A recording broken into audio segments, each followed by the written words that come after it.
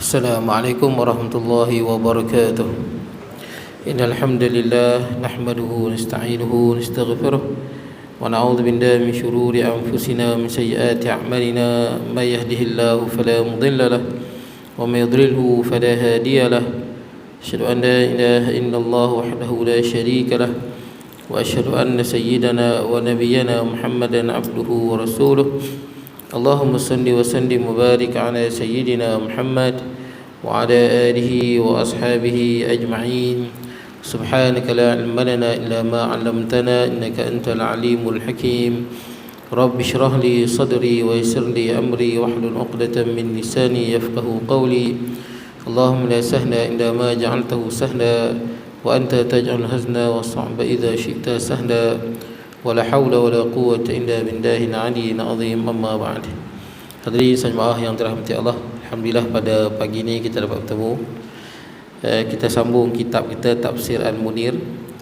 Kita masih lagi di surah Al-Fajr, ayat yang ke-21 sehingga 30. Ini bahagian yang terakhir lah, bahagian yang terakhir daripada surah Al-Fajr. Jadi tajuk dia keadaan manusia yang mementingkan dunia dan yang berhati-hati menghadapi pada hari kiamat. Satu golongan dia mementingkan dunia, satu golongan yang mementingkan hari kiamat. Baik, qala musannifu rahimahullahu taala wa nafa'na bi ulumi fid darain. Kata pengarang, keadaan manusia yang mementingkan dunia dan yang berhati-hati menghadapinya pada hari kiamat. Dan saya pernah sebut kat tuan-tuan, kita boleh tengok diri kita ni ada dunia banyak dalam hati ke banyak akhirat. Kalau dunia yang banyak dalam hati, maka perkara ini dibenci oleh Allah Subhanahu wa taala. Sebab kita dijadikan oleh Allah Subhanahu wa taala untuk beribadah. Wa ma khalaqtul jinna wal insa illa liya'budun. Tidak Allah taala jadikan jin dan manusia mereka untuk beribadah. Jadi sepatutnya hati kita ni lebih banyak kita mengingati akhirat berbanding mengingati dunia. Sepatutnya begitu. Sebab kita dijadikan untuk akhirat. Dan dalam ayat Quran banyak, tuan-tuan duk baca, tuan-tuan ingat. Dan Imam Nasir pun selalu baca kan surah Al-Surah wasyamsi wadduha dengan surah wal laili idza yaghsha. Dan tu kan sebut dalam surah wadduha pun ada sebut wal akhiratu khairul laka minal ula. Dalam surah sabbihis wal akhiratu khairu wa abqa. Banyak ayat dia Allah Taala sebut akhirat itulah yang lebih baik, akhirat itulah yang lebih kekal, akhirat itulah yang lebih baik daripada dunia. Wal akhiratu khairul liman ittaqa. Akhirat itulah yang lebih baik daripada bagi orang yang bertakwa. Kemudian qul mata'ud dunya qalil. Dunia ni sikit sangat. Dunia ni sikit sangat. Dia punya apa? Dia punya kesenangan tu sikit sangat. Banyak ayat Quran sebut supaya apa? Hati kita lebih pada akhirat, bukan dunia. Ya'lamu annamal hayatad dunya la'ibun wa lahun. Ketahuilah surah Al-Hadid, ketahuilah, fahamilah, faham betul-betul. Annamad dunya la'ibun wa lah. Dunia yang kita duduk ni hanyalah senda gurau, permainan, benda yang melalaikan. Wa tafakhurun bainakum, kamu saling memegah-megah dengan kamu, saling bermegah-megah kan. Ada kelebihan lebih pada orang, kita megah. Dunia ni tak ada apa, itu saja. Wa takatsurun fil amwali wal aulad, kamu ni bermegah-megah dengan banyaknya harta, banyaknya anak. Harta banyak pada orang megah. Kemudian anak banyak berjaya, syok. Anak kahwin menantu orang hebat, dia main syok dalam hati. Itu je dunia. Kama sil ghaithin a'jabal kuffar nabatuhu, seperti mana hujan. Hujan yang bila turun, bila apa? Hujan yang menumbuhkan tumbuhan. Yang mana tumbuhan itu mengkagumkan petani. Bila hujan turun, air ada, maka semua tumbuhan kat dunia ni hidup. Kalau tak turun hujan, mati habislah semua. Jadi antara punca hidupnya tumbuhan, segarnya tumbuhan kerana hujan. Jadi bila turun hujan, naik macam-macam tumbuhan yang ada kat dunia ni lah. Dan tumbuhan itu mengkagumkan petani. Petani tengok, wow, hebat padi. Tengok pokok-pokok tanaman dia hebat, kagum. Summa yahij.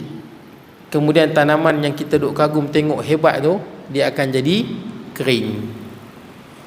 Macam padi lah, padi ke tanaman apa-apa, dia akan kering. Sampai tempoh dia kering.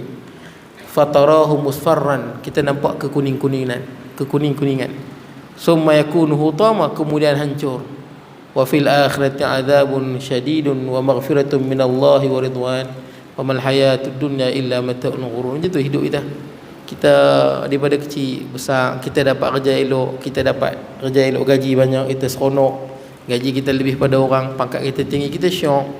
Orang tanya pangkat apa, pangkat tinggi, duit kita banyak, kereta kita mahal, rumah kita besar pada adik-beradik lain, kita syok, kita boleh buat kenduri yang hebat-hebat. Benda tu dia dah dalam hati, walaupun kita tak bermaga-maga, tapi lumrahnya kita seronok lah benda tu.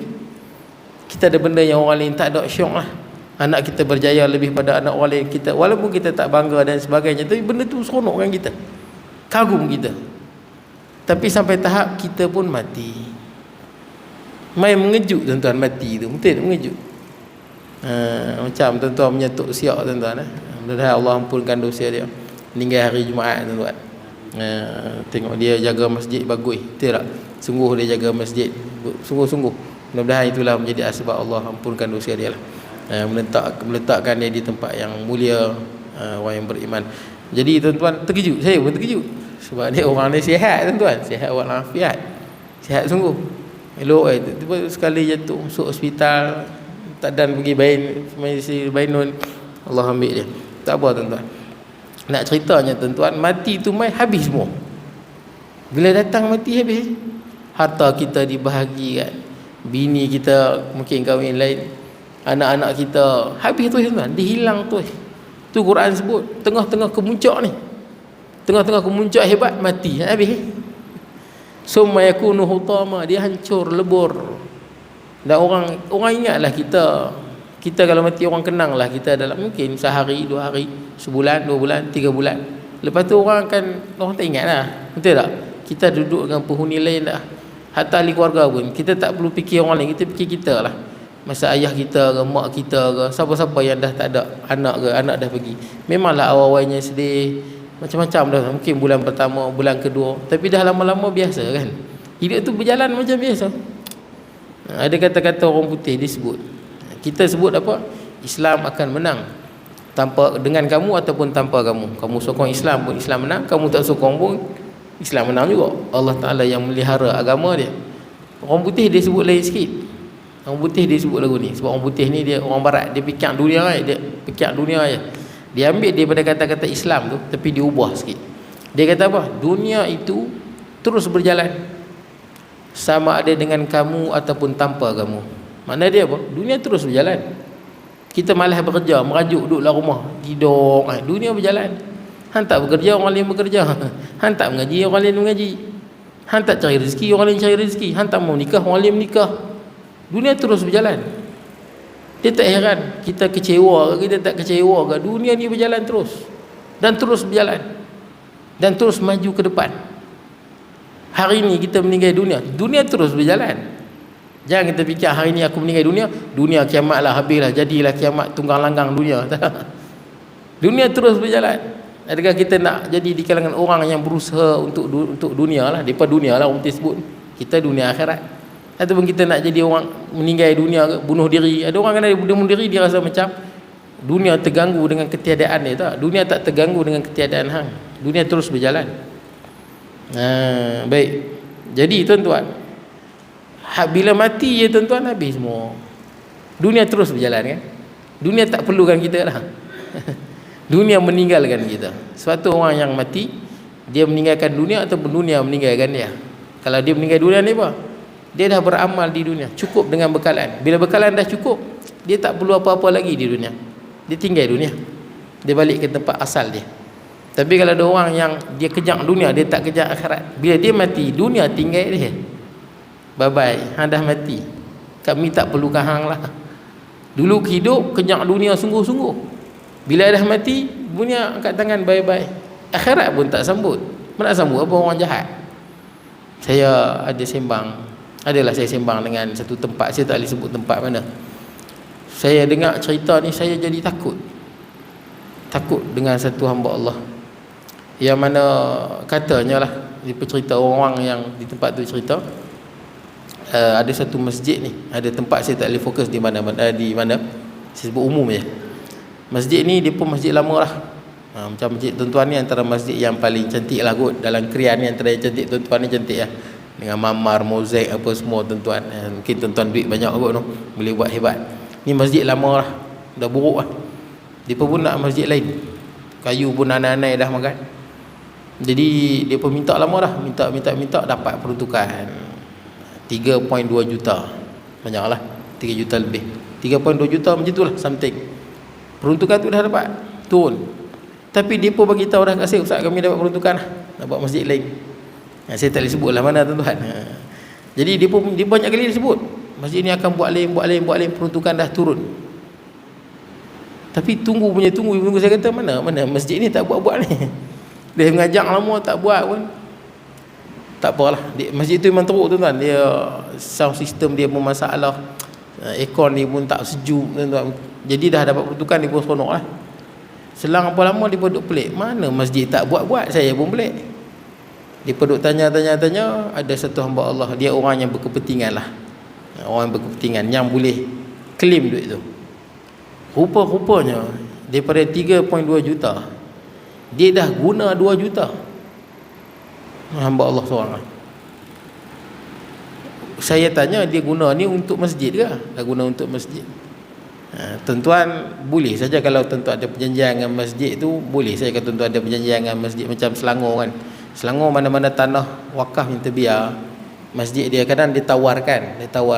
Siapa nak buat sawit, siapa nak buat ni, tapi dia ada perjanjian lah. 10 tahun sebab yalah nak suruh masjid, Jabatan Agama yang buat sawit tak larat. Betul tak? Jadi bagi kat orang boleh buat. Tapi adalah perjanjian dia tu. Janjian dia macam mana, 10 tahun ke 15 tahun ke macam tu lah. Ambil hasil, lepas tu masjid punya memang boleh pun, sebab mana nak larat, nak hidupkan semua apa tanah wakaf tu. Tapi yang ni bukan macam tu, memang dia ambilkan dia semua. Saya kata dia ambil atas nama dia. Macam mana dia claim? Dia claim guna koperasi. Nak ingat koperasi masjid, koperasi dia. Biasalah proksi tuan-tuan. Orang politik memang macam tu, dia suka guna proksi, kambing hitam. Proksi je semua tu. Nanti bila kena tangkap dia terlepas. Itu yang kena. Orang politik banyak guna proksi supaya dia boleh selamat. Jadi dia buat satu koperasi ni. Dengan koperasi ni dia claim duit tu, bukan dia buat masjid. Dia buat chalet lah, dia beli tanah. Tuan-tuan 2 juta dia guna. Tinggal lagi berapa ratus ribu.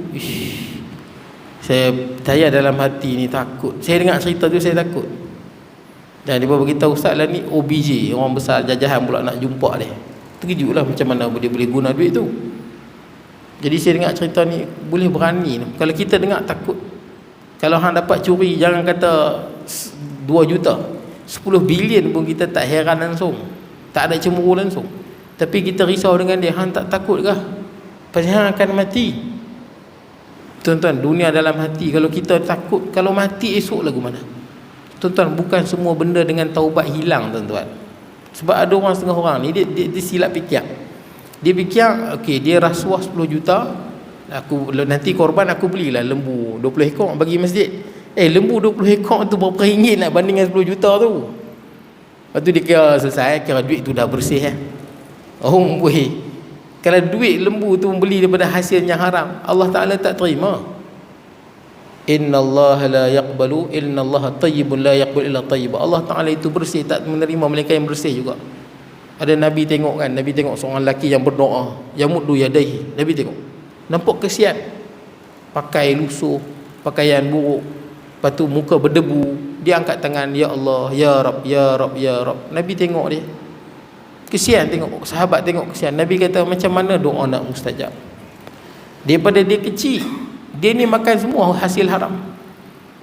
Semua pakaian, malbasuhu min haram, mat'u min haram, mashrabuhu min haram, wa ghudiya bil haram. Dia ni pakaian dia daripada haram. Nabi tahu dengan wahyu, ni pakaian daripada haram, makanan dia daripada haram, minuman daripada haram. Dia daripada kecil lagi dia makan benda yang haram. Fa anna yustajabu lidzalik? Macam mana Allah Taala nak terima doa? Kita nampak kesian. Kesian. Allah Ta'ala mengetahui hakikat dia. Saya dengar risau sebab dia akan mati. Dan mati tu mengejut. Taubat ni tuan-tuan, kita tahu kan, tinggal apa? 3 syarat taubat, betul tak? Pertama, tinggal dosa, menyesal, kemudian berazam tak buat dah.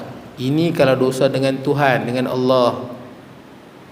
Tapi kalau dosa dengan orang, kita ada ambil harta orang, yang ni ayak mata darah 1 juta tahun hidup, sembahyang tahajud, taubat, istighfar berkali-kali, takkan diterima. Pasal apa? Belum selesai lagi. Ni hak orang, takkan selesai. Itu yang ada orang mati syahid kan. Orang tanya kat Nabi, mati syahid masuk syurga terus tak? Dia, Nabi kata, sekalipun dia berhutang. Ya, Nabi kata na'am, biar.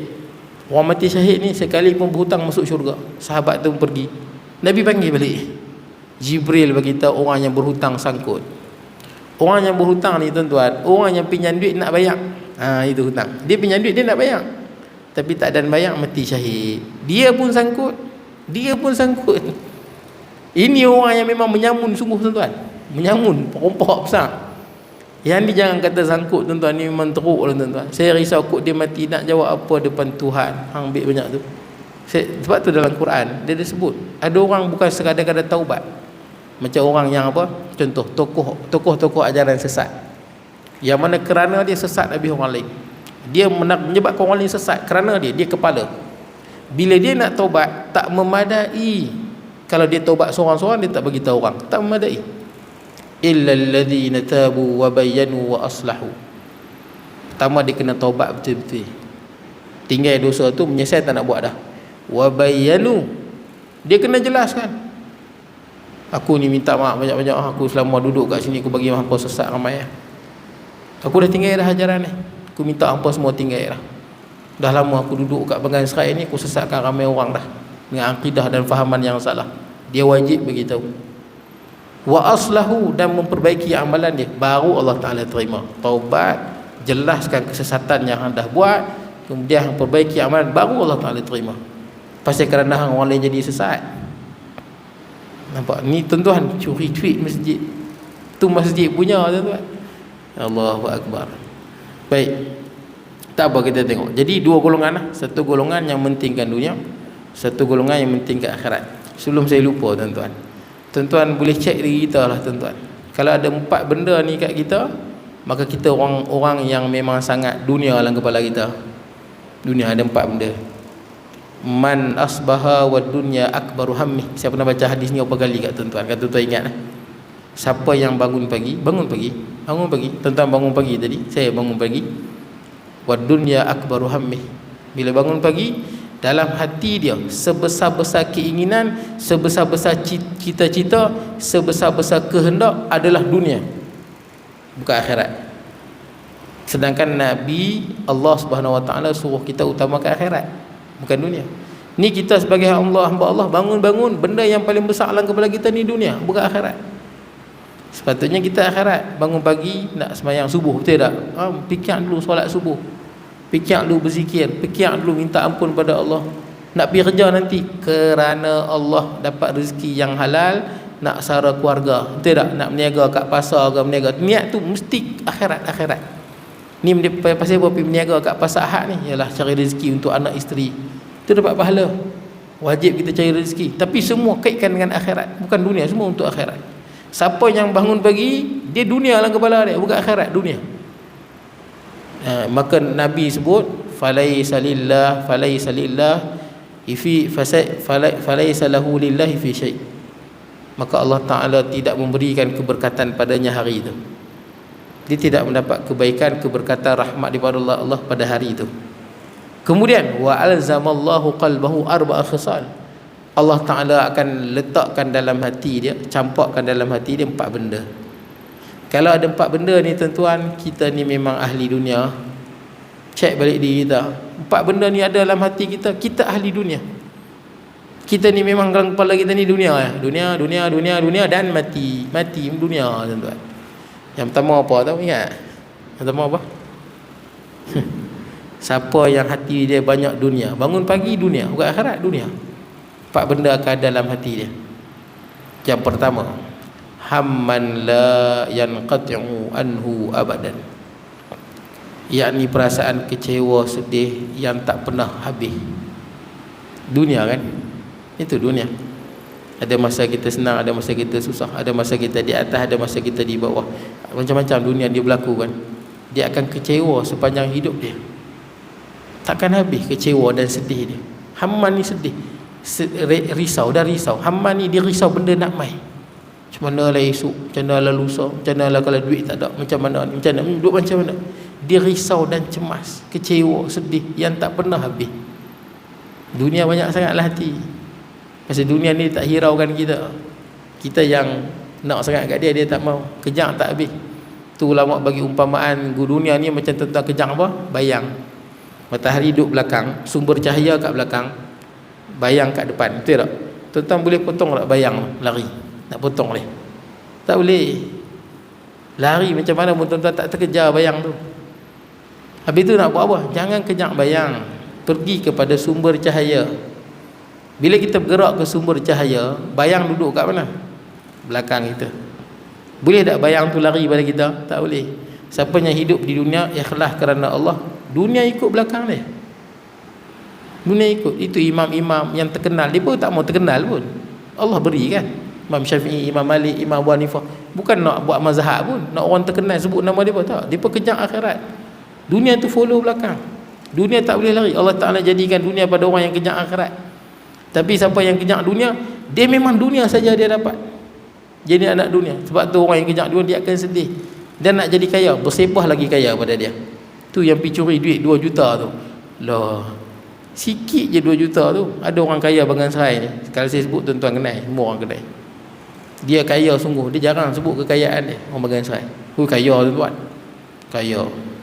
Dia tu apa, kandang ayam pun ada banyak dia, kandang ayam.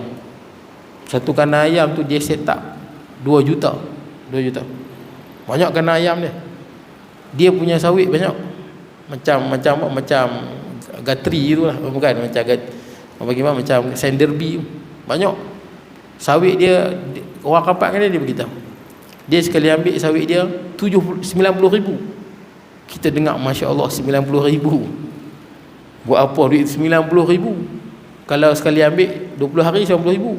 40 hari dah 180,000. Itu sawit.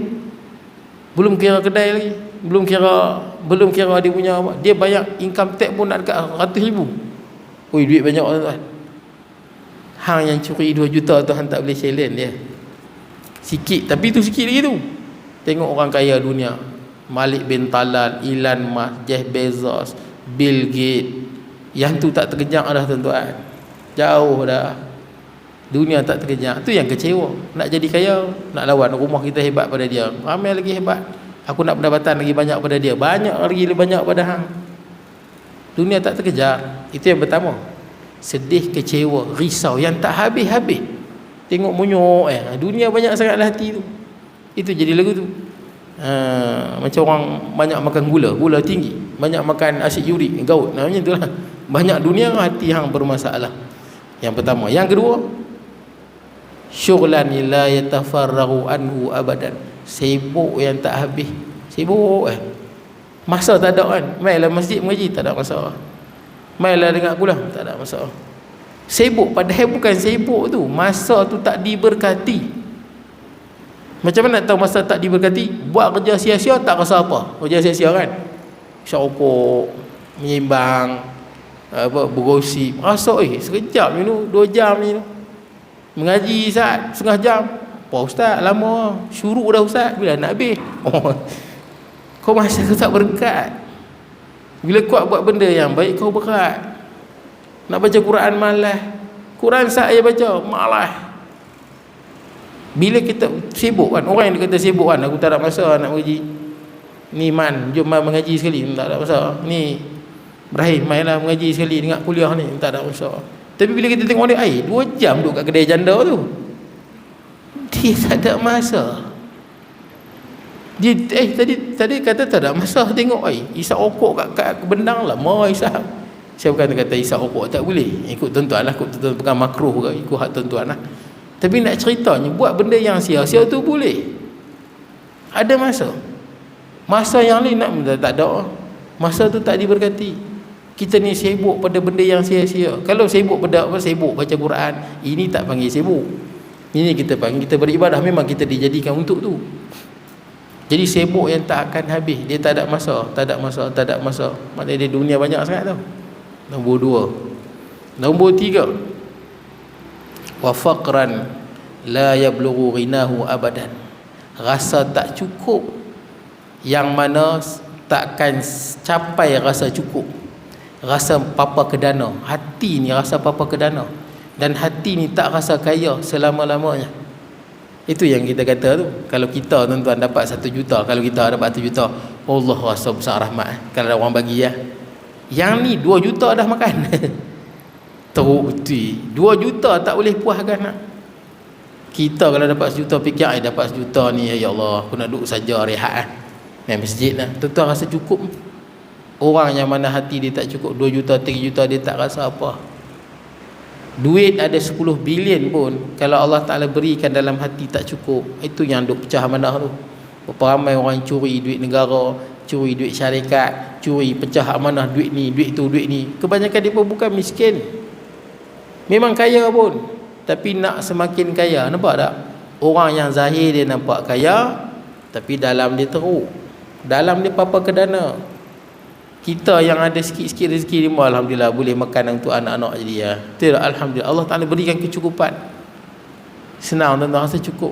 Tu orang banyak kena scammer. Saya adalah adik-beradik belah mak saya tu. Duit banyak kena scammer 100,000. 100,000. Punca orang kena scammer nombor 1 bukan apa, rasa tak cukup. Betul, dia cukup dah. Rasa orang janjikan, okey hang bagi 100,000 akan dapat. Mana dalam dunia macam tu tuan-tuan? Tak ada. Bank yang apa 7 berbulan bilion dia punya aset pun boleh bagi berapa? Baru tabung haji berapa persen dia pun. Dia tahu, imam tak simpan duit tabung haji, simpan buah bantai. Imam tahu tu bank Islam. Bank Islam tabung haji bagi apa? 2%. Saya tak ingat tuan-tuan. Tabung haji yang aset 70 bilion kot, tak silap 77 bilion aset tabung haji. Dengan tanah lah apa benda, dia boleh bagi 2% ni. Tiba-tiba mai orang, saya boleh bagi 10%. Oi, lain macam ni kita dengar Fikir logik je tuan-tuan, logik je. Aset mai celah mana boleh bagi punya tinggi. Habis kena tipu. Dia kena tipu 100,000. Pasal apa? Pasal nak duit lebih. Ramai kena scammer tuan-tuan. Ramai. Baik, tak apa tuan-tuan. Itu yang ketiga. Hati ni tak pernah rasa cukup. Kereta elok. Kalau duit ada tak apa, duit tak ada masalah. Sana nak tukar, tu nak tukar. Dunia banyaklah hati tu. Sampai hidup jadi susah. Yang ketiga. Yang keempat, yang ni boleh cek. Wa amalan la yablughu muntahahu abadan. Angan-angan yang tak pernah habis. Berangan ya. Hari ni berangan lain, esok berangan lain, lusa berangan lain. Berangan dia tuan-tuan. Berangan yang tak pernah habis. Berangan, duduk sejak berangan. Bini tengok abang, kenapa bang? Ada masalah ke? Bukan masalah, duduk berangan. Banyak sangat berangan. Dunia banyaklah hati. Baik tuan-tuan, kita tengok ayat dia. Kita baca dulu ayat 21 sampai ayat 30. A'udzubillahi minasyaitonir rajim. Kalla idza dukkatil ardu dakkan dakka wa jaa rabbuka wal malaku saffan saffa wa jaa yawma idzin bi jahannam yawmaidhin yatadhakkarul insanu wa anna lahu dhikra yaqulu ya laitani qaddamtu li hayati fayawmaidhin la yu'adzibu 'adzabahu ahad wa la yuthiqu wathaqahu ahad ya ayyatuhan nafsul mutmainnah irji'i ila rabbiki radiyatan mardiyah fadkhuli fi ibadi wadkhuli jannati. Baik, ayat 21. Kalla, jangan sesekali berbuat demikian. Ini ayat penegasan. Kalla, jangan buat macam tu. Yang sebelum ni lah, mengutamakan dunia, tak tolong anak yatim yang kita dah sebut sebelum ni. Kemudian apabila bumi digoncangkan berturut-turut, ini bumi digoncangkan nanti hari kiamat. Yang kita tengok dahsyat ni baru sikit. Nanti kiamat kegoncangan dia sangat besar. Dan datanglah Tuhanmu sedang malaikat berbaris-baris. Ayat ni ayat mutasyabihat. Ja'a datang. Ayat ni je lah. Dan datanglah Tuhanmu malaikat berbaris-baris. Hujan tuan-tuan lah ni tu. Syuruk 75 minit. Hujan Hujan lama dah tak hujan. Dan datanglah Tuhanmu sedangkan malaikat berbaris-baris. Jadi nak faham lagu mana tuan, ni ayat mutasyabihat. Datang dan pergi ni makhluk. Sebab bila sebut datang, benda itu bergerak daripada satu tempat ke tempat yang lain. Sedangkan tempat itu makhluk, Allah tak diliputi oleh tempat. Tapi dalam ni dia terjemah datang juga. Jadi macam mana kita nak faham? Kalau ayat zahir ni, kalau saya sebutlah bos datang, pekerja semua berbaris, kita boleh bayang pekerja berbaris kiri kanan, bos datang kat tengah. Itu kalau makhluk yang terikat dengan tempat dan ruang. Allah yang menjadikan segala-galanya, Allah yang menjadikan masa dan tempat. Tidak ada orang, tuan-tuan, orang Islam yang berakal yang mengatakan Allah terikat dengan tempat, bound, terikat dengan tempat dan masa, tak? Jadi macam mana kita nak faham Allah itu datang? Dia lagu ni, tuan-tuan. Datangnya Allah itu tidak melibatkan perpindahan tempat ke tempat, tidak melibatkan masa dan tempat. Lepas tu macam mana datang? Wallahu alam. Macam tu. Kalau saya datang, tuan-tuan tahu, saya dah main naik kereta, tuan-tuan imam datang, tuan-tuan tahu. Maksud dia pada satu tempat ke tempat lain, pasal kita terikat dengan tempat. Datangnya Allah bukan datang yang melibatkan perpindahan tempat ke tempat yang lain. Begitu. Kita sebut datanglah Allah, tapi bukan datang seperti mana makhluk datang. Macam itulah. Macam turun lah. Sebab tu setengah ulama dia takwil apa? Datang ni apa? Banyak tuan-tuan buka kitab tafsir Tabari, banyak dia punya tafsiran, ulasan. Yang datang ni bukan Tuhan. Amru Rabbik, perintah Tuhan. Dia memang macam tu. Dia dalam bahasa Arab dia ada majaz. Yang datang tu bukan zat Tuhan tu, tapi perintah Tuhan itu datang. Itu panggil majaz. Macam kita katalah, kita beli motor apa? Kita beli motor harga sekian dan sekian. Kawan kita kata, "Hang beli berapa harga motor ni?" Hang pergi tanya kedai tu lah. Kita kata hang pergi tanya kedai tu. Kawan kita pergi kat kedai tu, ketuk pintu kedai. "Ni kedai, berapa harga tu?" Takkanlah bengong macam tu. Bukan tanya kedai, tanya tokai kedai lah. Tanyalah orang dalam kedai tu. Tapi kita kata apa? Hampir tanya kedai tu lah. Kita tanya kedai. Hampir tanya kedai tu lah. Baik, macam tu lah, tuan-tuan. Dia tak sebut orang tu. Dia macam tu, majah bahasa Arab dia memang ada. Cukong kepala. Cukong kepala ke, tuan-tuan? Cukong kepala, tuan-tuan, habislah kulit kepala ni. Tuan-tuan bukan cukong kepala, tuan-tuan cukong rambut. Rambut tu atas kepala. Dia bahasa Arab memang banyak. Arab dia ada 8 alaqah dia. Dia ada sababiyah, musababiyah, juz'iyah, kulliyah. Dia ada banyak dia punya alaqah dia. Itu antara dia lah. Satu lagi sama juga yang turun tu. Turun dia tu, Allah Taala turun waktu sepertiga malam kan. Macam mana nak faham? Fahaman yang pertama, dia sebut turun. Tapi turun tu janganlah faham macam kita. Macam makhluk turun daripada atas ke bawah, macam kita turun guna lift ataupun guna tangga kan. Tapi yang penting sama, daripada atas ke bawah. Turunnya Allah bukan atas ke bawah, pasal Allah tak melibatkan perpindahan tempat. Jangan ada setengah orang dia faham apa, memang turun betul pun. Ada orang dia faham salah tu. Dia kata memang turun betul, tapi tak tahu macam mana. Oh, salah tu.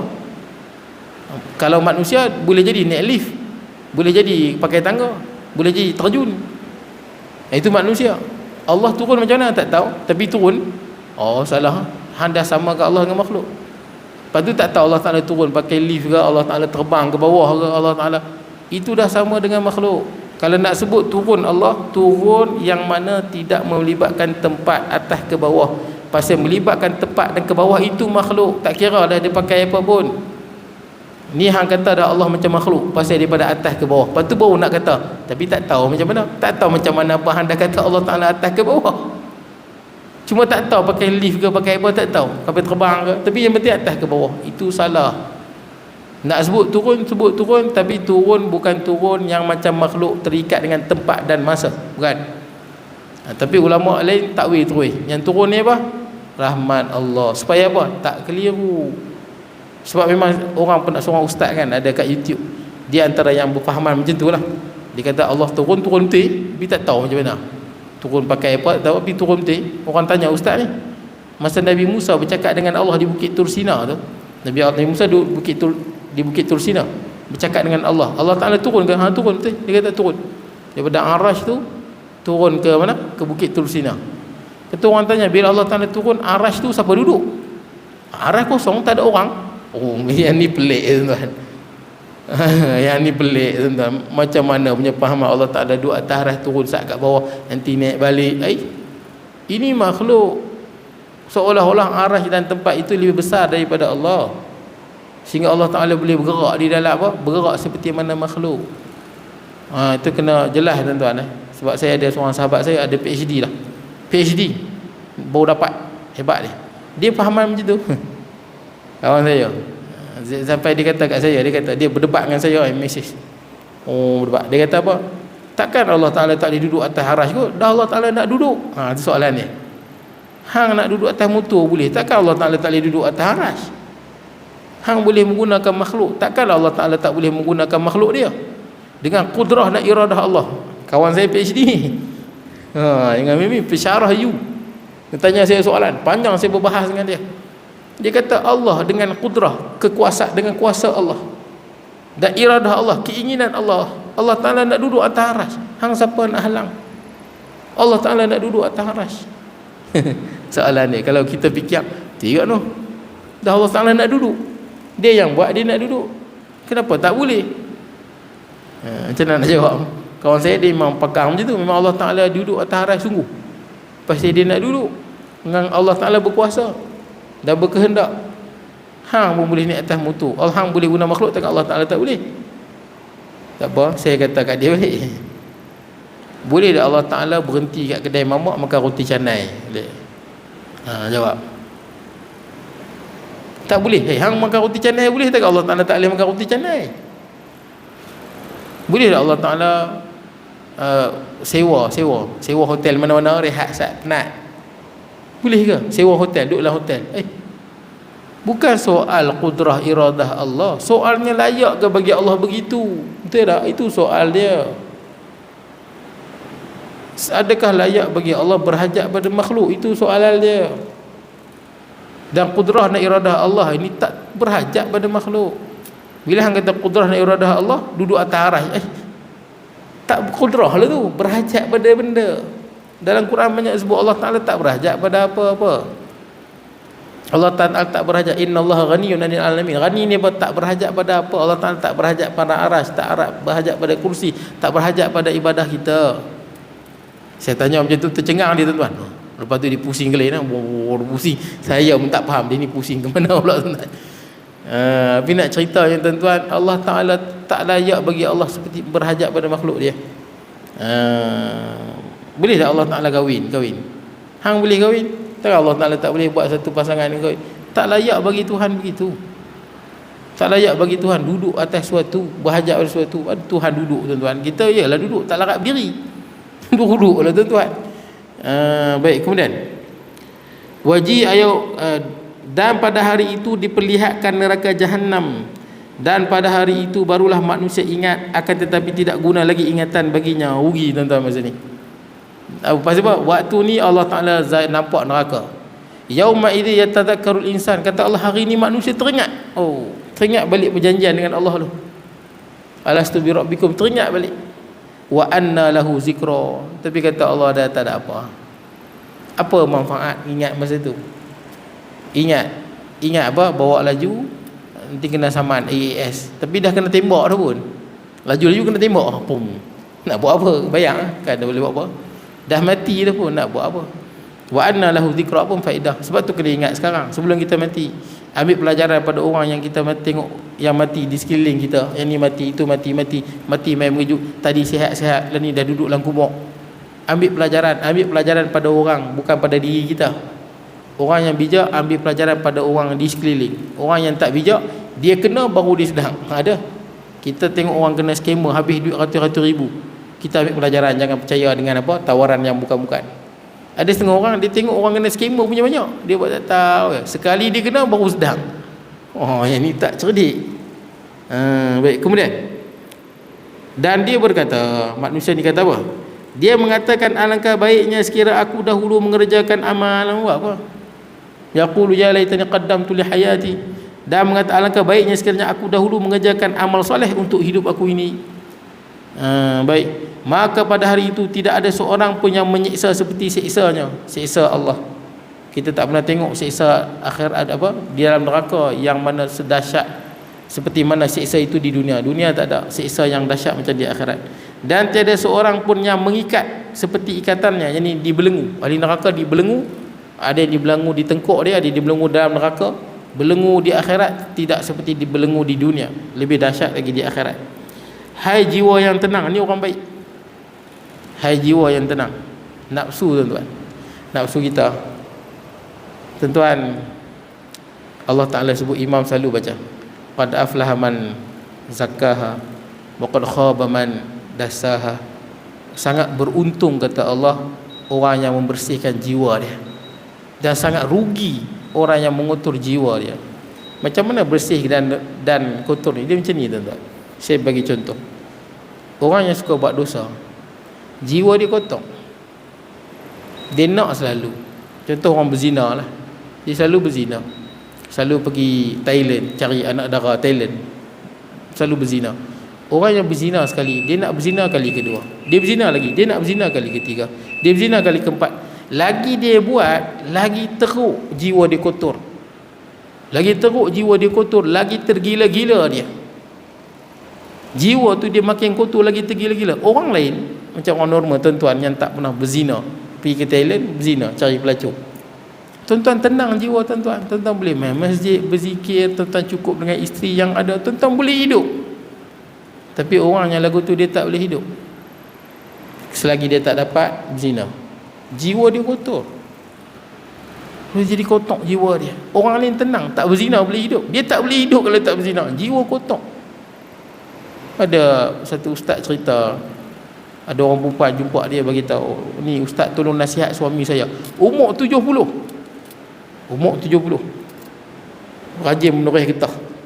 Baguslah menoreh getah, tapi bukan nak kumpul duit pergi haji, kumpul duit pergi Thailand berzina. Umur 70, suami dia minta ustaz tolong tegur lah. Orang lain 70, jiwa dah tenang, boleh main masjid, hang duk berzina lagi. Kotor jiwa tu, hidup hang jadi susah. Orang tak perlu pada benda tu, tapi jiwa hang kotor, hang kena lawan dia, betulkan balik. Sama orang yang suka berjudi. Orang tak berjudi pun okey. Nah, tuan-tuan, tak berjudi okey. Orang yang kaki tak judi ni, kalau tak berjudi, rasa hidup tak cukup syarat. Dia rasa nak berjudi walaupun tak gaya-gaya. Kotor jiwa tu. Bila tuan-tuan bersih jiwa tuan-tuan, tuan-tuan tenang. Tuan-tuan tak perlu buat dosa, jiwa tu tenang. Bila orang yang kotorkan jiwa dia, contoh orang yang sonsang, dia tengok lelaki dia nafsu, ada tengok nafsu. Kita tengok lelaki okey, dia tengok lelaki dia bernafsu. Hang kotorkan jiwa hang. Hang pernah buat benda-benda tu, pernah buat seperti mana kaum Nabi Lut. Kalau hang tak pernah buat, hang tak tengok benda-benda, hang tak akan jadi lagu tu. Pasal apa hang jadi lagu tu? Pasal hang pernah buat. Bila pernah buat, jiwa tu dah kotor, dia suka benda yang sonsang. Hang yang kotorkan diri sendiri. Orang lain tengok lelaki okey, dia tengok lelaki tak boleh, jadi bingung. Sama ada orang minat perempuan, dia minat perempuan. Orang lain tengok perempuan biasa, dia tengok perempuan dia jadi lain. Hang kotorkan jiwa hang. Sebab tu cara dia kena bersihkan balik. Macam mana nak bersihkan? Kena mujahadah. Bila datang keinginan tu, kalahkan dia. Lama-lama jiwa akan menjadi tenang. Ini tak ikut nak syok. Baik, saya habiskan. Kembalilah kepada Tuhanmu dengan hati yang puas lagi diridai, maka masuklah ke dalam jemaah hamba-hambaku dan masuklah ke dalam syurga-Ku. Ini Allah Ta'ala puji orang yang didik diri dia sampai dia jadi tenang. Nafsu dia tak berhajat pada apa? Maksiat untuk tenang. Nafsu dia tenang, taat pada Allah. Habis tu. Akan datang kita tengok sebab turun ayat 27. Saya mohon maaf tentang kekurangan dan sebagainya. Aku qauli hadza wa astaghfirullahaladzim li wa lakum. Sa'il muslimina wa muslimat mu'minina wal mu'minat. Bismillahirrahmanirrahim. Allahumma ij'al jam'ana hadza jam'an tafarruqan wa tafarruqan ma'suma wa la taj'al minna shaqiyya wa la mahruman wa la matruda. Wa sallallahu ala nabiyyina Muhammad wa ala alihi wa sahbihi baraka sallam. Alhamdulillah rabbil alamin.